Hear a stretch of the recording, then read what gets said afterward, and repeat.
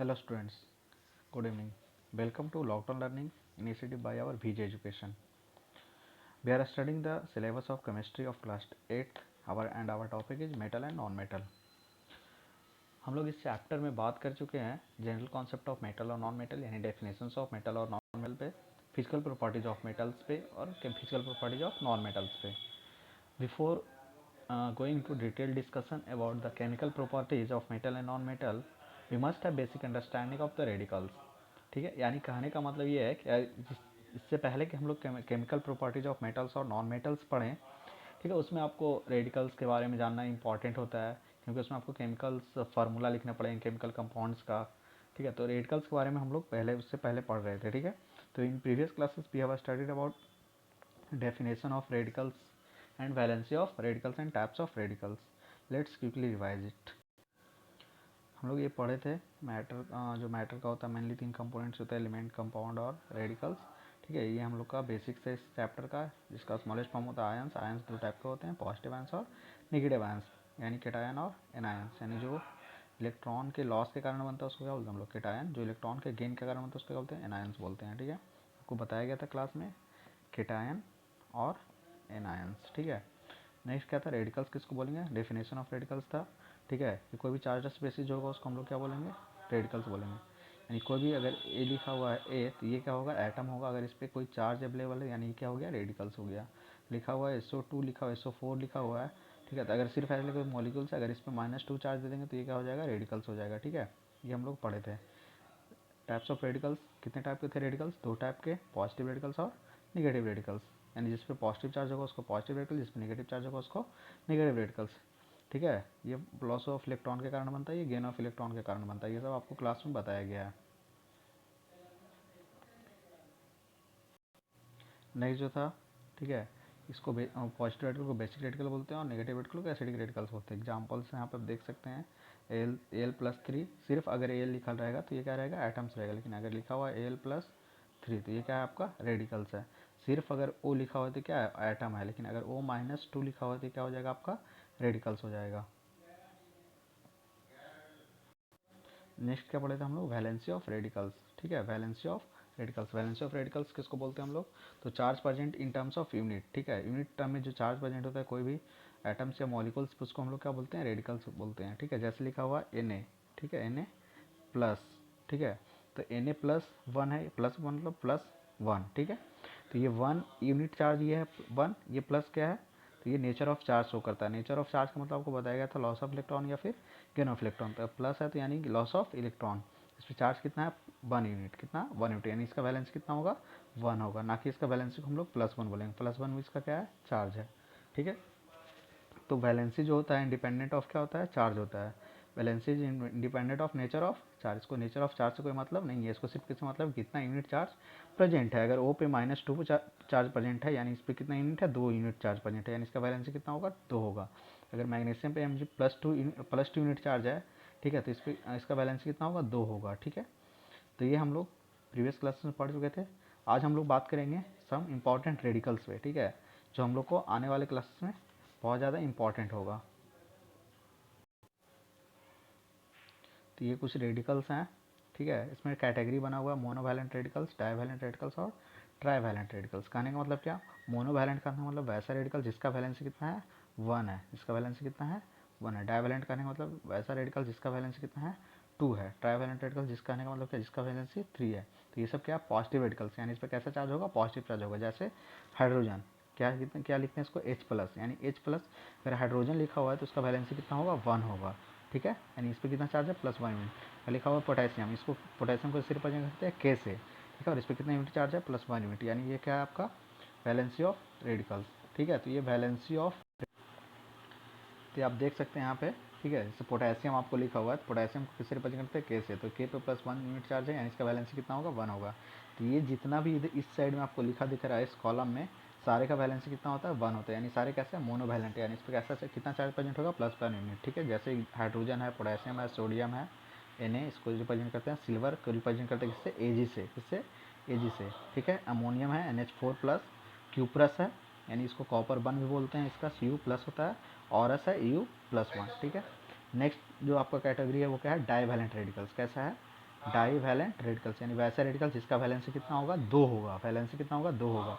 ठीक है, एग्जाम्पल्स में देख सकते हैं, बैरियम है बी ए पे +2 चार्ज, ठीक है, कैल्शियम है सी ए पे +2 चार्ज, कैडमियम है सी डी पे +2 चार्ज, मैग्नीशियम है एम जी पे +2 चार्ज, प्लम्बस है पी, इसको लेड 2 भी बोलते हैं। ठीक है, लेड को किससे रिप्रेजेंट करते हैं, पी वी से रिप्रेजेंट करते हैं। ठीक है, तो ये याद रखिएगा, पी वी +2। क्यूप्रिक है, ये देखिए, ये क्यूप्रस था कॉपर 1, ये क्यूप्रिक है, इसको क्या बोलते हैं हम लोग, कॉपर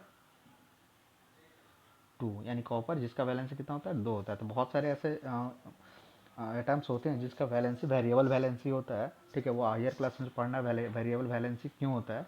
ठीक है, तो ये एक यूप्रस था। ठीक है, तो इसका Cu+1 को क्या बोलते हैं हम लोग, क्यूप्रस, Cu+2 को क्या बोलते हैं हम लोग, Cu+1 को क्यूप्रस, Cu+2 को क्यूप्रिक। ठीक है, उसी टाइप से फेरस है आपका Fe+2। ठीक है, और यहाँ पे होगा आपका फेरिक आएगा तो उसका Fe+3 होगा। मर्क्यूरिक है Hg+2। ठीक है, स्टैनस है Sn+, जिंक है Zn+। ठीक है, नेक्स्ट आप देख सकते हैं trivalent radicals. Next category कौन सा है, ट्राई वैलेंट रेडिकल्स, यानी वैसा रेडिकल जिसका वैलेंसी कितना है, 3 है, वैलेंसी कितना है, 3 है। वैलेंसी 3 कहने का मतलब क्या, इसमें कितना यूनिट चार्ज प्रेजेंट होगा, +3, जैसे एलुमिनियम एल पे +3 चार्ज। ठीक है, क्रोमियम सी आर पे +3 चार्ज, फेरिक एफ ई पे +3 चार्ज, फेरस होगा तो क्या होगा, एफ ई पे +2 है, यहाँ देखिए फेरस है ये। ठीक है, फेरस है तो क्या है, एफ ई पे +2 चार्ज है, फेरिक है तो एफ ई पे +3 चार्ज है। ठीक है, उसी टाइप से ऑरस है तो एयू पे +1 चार्ज है, लेकिन ऑरिक पे कितना चार्ज है, +3 है। अर्सेनस पे कितना चार्ज है, +3 चार्ज है। ठीक है, तो ये सब ट्राईवैलेंट, मोनोवैलेंट, डाईवैलेंट और ये ट्राईवैलेंट्स के एग्जाम्पल हैं। ठीक है, तो आप इन्हें याद करिएगा कि कौन आपका मोनोवैलेंट में आता है, कौन आपका डाईवैलेंट में आता है, कौन सा ट्राईवैलेंट में आता है, क्योंकि ये केमिकल फार्मूला लिखने के लिए बहुत ज़्यादा इंपॉर्टेंट है। ठीक है, इसमें और भी है। ठीक है, ग्रुप 2 में और भी हैं आपके। ठीक है, जैसे मर्क्यूरिक Hg+2 है। ठीक है, Sn+2 है, जेड जिंक है, कोबाल्ट है, मैग्नीज है। तो ये सब क्या पॉजिटिव रेडिकल्स हैं, यानी कैसे रेडिकल्स, बेसिक रेडिकल्स हैं। ठीक है, तो ये category valency plus valency 1, valency 2 और ये वैलेंसी 3। ठीक है, 3 कैटेगरी है, मोनोवैलेंट, डाईवैलेंट और ट्राईवैलेंट। ठीक है, नेक्स्ट अब कुछ नेगेटिव रेडिकल्स का बात करते हैं। ठीक है, क्योंकि कंपाउंड्स बनाने के दोनों इंपॉर्टेंट है, पॉजिटिव भी और निगेटिव वाला भी। ठीक है, तो सब negative valence and radicals and their valencies. यहाँ भी 3 कैटेगरी आपके पास, मोनोवैलेंट, डाईवैलेंट और ट्राईवैलेंट। ठीक है, अगर मोनोवैलेंट का बात करेंगे तो फ्लोराइड्स है, क्लोराइड्स है, ब्रोमाइड्स, आयोडाइड्स। ठीक है, F- पे फ्लोराइड, Cl- पे क्लोराइड, Br- को क्या बोलते हैं, ब्रोमाइड, I- को आयोडाइड, हाइड्रोक्साइड, OH- पे क्या होता है, हाइड्रोक्साइड, नाइट्रेट। ठीक है, NO3 पे माइनस, नाइट्राइट, NO2 पे माइनस, साइनाइड, Cn पे माइनस। ठीक है, एसीटेट, H3C O पे माइनस। तो ये केमिकल सैम्बल है, ये याद रखिएगा। ठीक है, यहाँ क्या एसीटेट है ये। ठीक है, ये बाई सल्फाइट है, HSO3 पे माइनस, HSO4 पे minus, by sulphate, by carbonate, HCO3 पे माइनस चार्ज, पर मैग्नेट MnO4, क्लोरेट ClO3। ठीक है, तो ये याद रखिएगा आप, ये सब फार्मूला। ये मोनोवैलेंट निगेटिव रेडिकल्स हैं। ठीक है, हम डाईवैलेंट निगेटिव रेडिकल्स की बात करें तो क्या ऑक्साइड्स है, सल्फाइड्स है, पर ऑक्साइड O2 पे -2, कार्बोनेट CO3 पे -2, ऑक्जेलेट, सल्फेट और सल्फाइड। सल्फेट क्या होता है, SO4 पे -2, सल्फाइड क्या होता है, SO3 पे -2। ठीक है, तो ये माइनर डिफरेंसेस हैं, ये याद रखना है, ध्यान देने वाला बात है। नाइट्राइड का, अगर ट्राईवैलेंट का बात करें, ट्राईवैलेंट निगेटिव रेडिकल्स का। ठीक है, तो नाइट्राइड इन पे -3, फॉस्फाइड, फॉस्फेट, ये इंपॉर्टेंट है, बोरेट। ठीक है, आर्सेनाइड और आर्सेनेट। तो ये आपका कुछ पॉजिटिव और कुछ नेगेटिव रेडिकल्स का एग्जाम्पल्स है।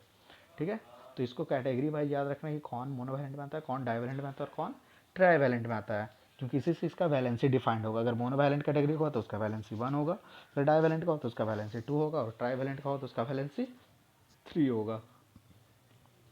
आइए अब देखते हैं कि कोई भी केमिकल फार्मूला कैसे लिखते हैं किसी भी केमिकल कंपाउंड्स का। ठीक है, तो किसी भी केमिकल कंपाउंड्स को लिखने के लिए हमको 2 रेडिकल्स चाहिए होगा, एक पॉजिटिव रेडिकल्स और एक निगेटिव रेडिकल्स। हमेशा दो अगर रेडिकल से फार्मूला लिखना है केमिकल फार्मूला जो कंपाउंड बनेगा तो उसमें 2 रेडिकल चाहिए हमको, एक पॉजिटिव रेडिकल चाहिए, एक निगेटिव रेडिकल चाहिए।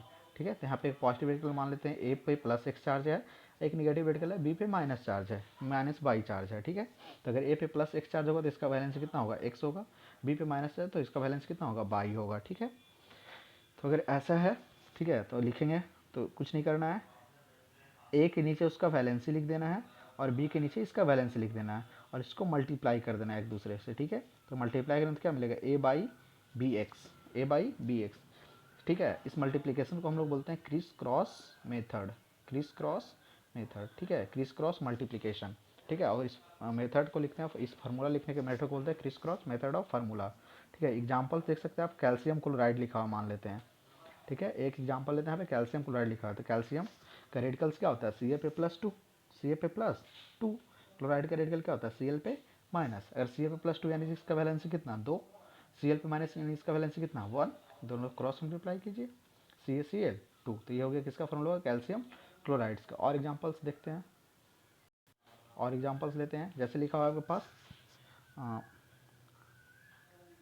कैल्शियम और है हाइड्रोक्साइड, कैल्शियम हाइड्रोक्साइड का लिखना है, ठीक है।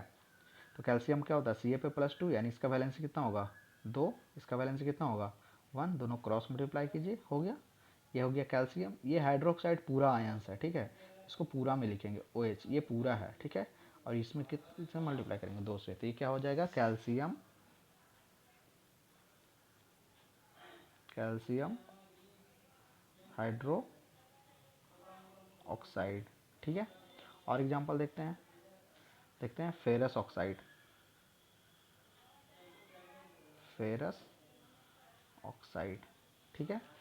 फेरस क्या होता है, एफ पे प्लस टू, फेरिक क्या होता है, एफ पे प्लस थ्री, ऑक्साइड क्या होता है, ओ पे माइनस टू, ठीक है। यानी इसका वैलेंसी भी दो, इसका भी वैलेंसी दो, क्रॉस मल्टीप्लाई करेंगे तो क्या हो जाएगा, ऐसे लिख सकते हैं इसको, एफ टू ओ टू, ये आएगा फार्मूला। लेकिन यहाँ पे दो दोनों में है, इसलिए दो को कॉमन करेंगे, दो क्या हो जाएगा, कैंसिल, एक बाहर चला जाएगा, क्या बचेगा, सिर्फ एफ ओ, यानी लिखा हुआ है एफ ओ, तो क्या हो जाएगा, ये फेरस ऑक्साइड, एफ ओ सिर्फ लिखा हो तो क्या होगा, फेरस ऑक्साइड, ठीक है। नेक्स्ट देखते हैं फेरिक ऑक्साइड, फेरिक ऑक्साइड, ठीक है। फेरिक ऑक्साइड यानी क्या, एफ पे प्लस थ्री, ऑक्साइड मतलब ओ पे माइनस टू, तो इसका वैलेंसी कितना, थ्री, इसका वैलेंसी कितना, टू, क्रॉस मल्टीप्लाई करेंगे, किस क्रॉस मेथड लगाएंगे, क्या होगा, एफ टू ओ थ्री, तो ये क्या हो गया, फेरिक ऑक्साइड, किसका फार्मूला हो गया, फेरिक ऑक्साइड का। लेट्स सी अनदर एग्जांपल, लिखा हुआ है मैग्नीशियम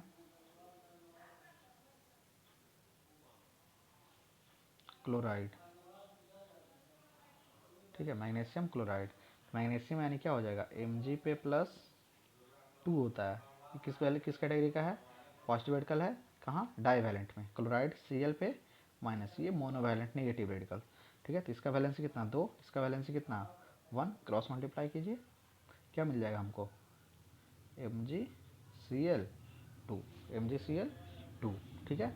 ये कुछ एग्जाम्पल्स हैं, और लीजिए, एक और एग्जाम्पल लेते हैं, जैसे लिखा है आपके पास sodium chloride, simplest example, sodium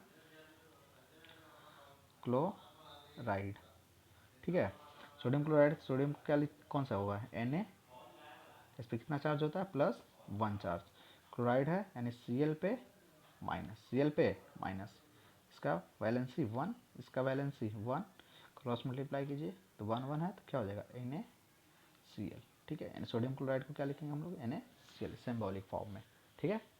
एक और एग्जांपल लेते हैं हम लोग, लिखा aluminium, aluminium sulphate, aluminium sulphate, ठीक है। अगर एल्युमिनियम सल्फेट है तो एल्युमिनियम क्या होता है, ए एल पे प्लस थ्री चार्ज, सल्फेट यानी एस ओ फोर पे माइनस टू, इसका वैलेंसी थ्री, इसका वैलेंसी टू, क्रॉस मल्टीप्लाई कीजिए, क्या लिखेंगे हम लोग, क्या लिख सकते हैं यहाँ पे, लिख सकते हैं क्या, A L two, A L two, और क्या हो जाएगा, एस ओ फोर का होल थ्राइस, होल थ्राइस, ठीक है, एसओ फोर का होल थ्राइस हो जाएगा, ठीक है। क्योंकि ये जो सल्फेट आयंस है, ये वाला पूरा पूरा आयंस है, ठीक है, एक ग्रुप ऑफ एटम है ये ग्रुप ऑफ एटम जब भी आएगा तो उसको ब्रैकेट में लिखेंगे और इसको पूरे उसके वैलेंसी से मल्टीप्लाई करेंगे, तो यहाँ पे किसका वैलेंसी मल्टीप्लाई होगा, एल्युमिनियम का, यहाँ पे किसका वैलेंसी मल्टीप्लाई होगा, सल्फेट का, ठीक है। तो ये ध्यान रखेंगे, ठीक है। तो यहाँ पे एक और एग्जाम्पल देख सकते हैं, मैग्नीशियम ऑक्साइड लिखा हुआ है, यानी एम जी +2, O पे -2, यहाँ वैलेंसी 2, यहाँ वैलेंसी 2, क्रॉस मल्टीप्लाई करेंगे क्या हो गया MgO2, और यहाँ पे टेकिंग आउट 2 कॉमन लेंगे तो क्या हो जाएगा MgO, यानी किसका फॉर्मूला हो गया मैग्नीशियम ऑक्साइड का। ठीक है, यह भी आपको चैप्टर्स में पढ़ना होगा, जब मैग्नीशियम रिएक्ट करेगा ऑक्सीजन के साथ तो क्या बनाएगा मैग्नीशियम ऑक्साइड। ठीक है, जब तक आपको ये नहीं आएगा तो आप वहाँ पे मैग्नीशियम ऑक्साइड्स का फार्मूला नहीं लिख पाएंगे। ठीक है, इसलिए आपको रेडिकल्स पढ़ाया गया है। तो ये आपके लिए, आपको प्रैक्टिस के लिए कुछ क्वेश्चंस दिए गए हैं, आप इसको प्रैक्टिस करेंगे। ठीक है, आपको पीडीएफ के फॉर्म में अटैच मिल जाएगा।